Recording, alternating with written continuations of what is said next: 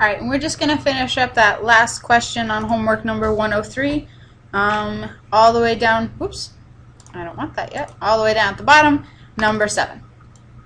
Okay, so in the accompanying diagram of the right triangle ABC, so let's draw that. I know that you have it on your paper already, so I just want to have it up on the screen so that I can talk about what's occurring. So it looks like a right triangle, and then it's kind of like we have this going on. And then we have A, B, C, D. This is a right angle, which we know because it's a right triangle. This side length is 9. This is 27 degrees. And this is 30 degrees. Okay. B lies on side length AC. BD is drawn such that the measure of angle CDB is 27 and the measure of angle BDA is 30. BC is equal to 9. Find AB to the nearest tenth. So we're trying to find AB. We're trying to figure out what the length of this line is equal to. Oh boy.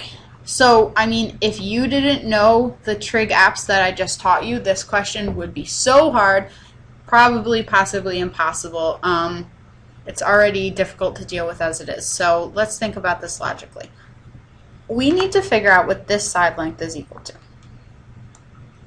So hopefully you can see that this is one big triangle, but it's also broken up and there's two other smaller triangles in it. There's this little triangle up top and the other right triangle that's smaller down at the bottom.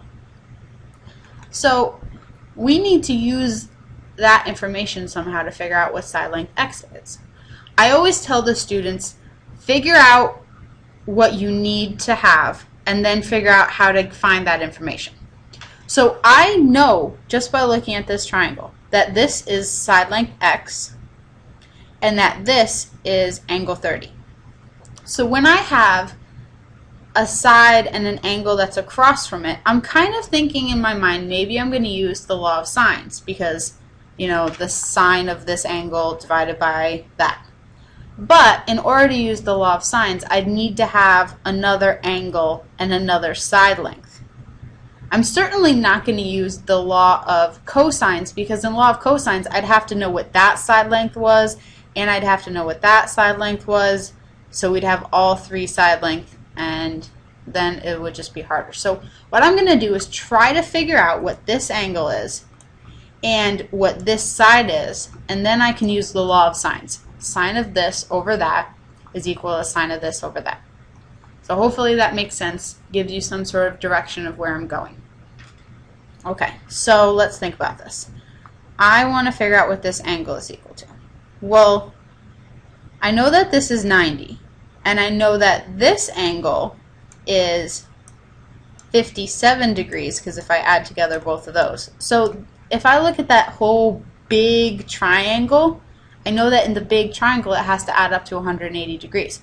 So a right triangle is, or right angle is 90. This, adding those together, gave me 57. So what's that missing side up in the top corner? 90 plus 57 gave me 147. So 180 minus 147, that's going to be like 33. Yeah. So this angle up here is 33 degrees. Awesome. I already got one of the pieces of information that I needed to have. Great. Now I still need to figure out what this missing y is. Well, y isn't only a part of this triangle up top, it's also a part of this triangle down below. Maybe I can use the information in the triangle below to help me figure it out. Because they did tell me that this was 9 and that angle is 27.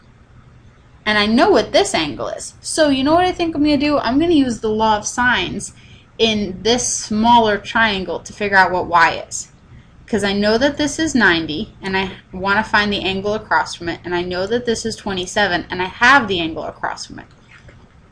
So let's do the sine of 27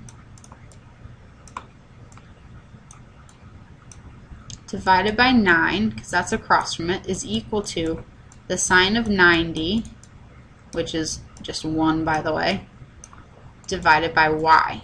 I'm going to cross multiply. And you can write this whole thing out if you want. But I'm going to do 9 times the sine of 90, which is going to give me 9, by the way. And I'm going to divide that by the sine of 27.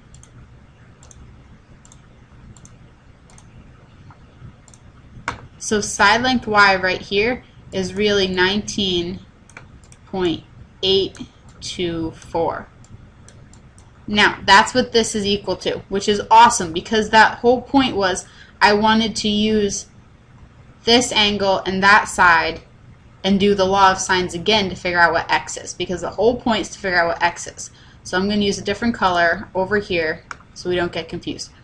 This is exactly what I wanted. So now, in this triangle, the one on top, sine of 30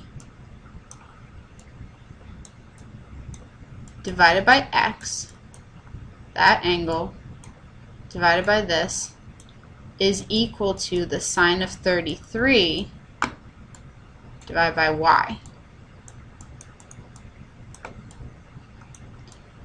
And we know that y was 19.824. Now, here's the best part about doing this. You still have this whole decimal right here in your calculator. So when I'm going to go through and do these steps and cross multiply, instead of rounding halfway through the problem as 19.824, I'm going to just leave it in my calculator and say sine of 30 times second answer, because that way it'll account for all of the decimals, even ones that you don't see on the screen. So that just helped me round a little bit better. And then I'm going to divide by sine of 30, or sine of 33. Hit enter.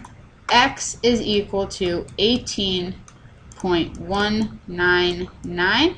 And the question says it wants it to the nearest tenth. So x is equal to 18.2. That's your final answer for number 7. So hopefully that helped you out a little bit. I'm really sorry, we actually do have one more section that we have to do for chapter 14, but at least I helped you do that homework. I have to go tutor a different kid right now, but I will post these videos for you and then make more videos for you tomorrow. Okay? See you later.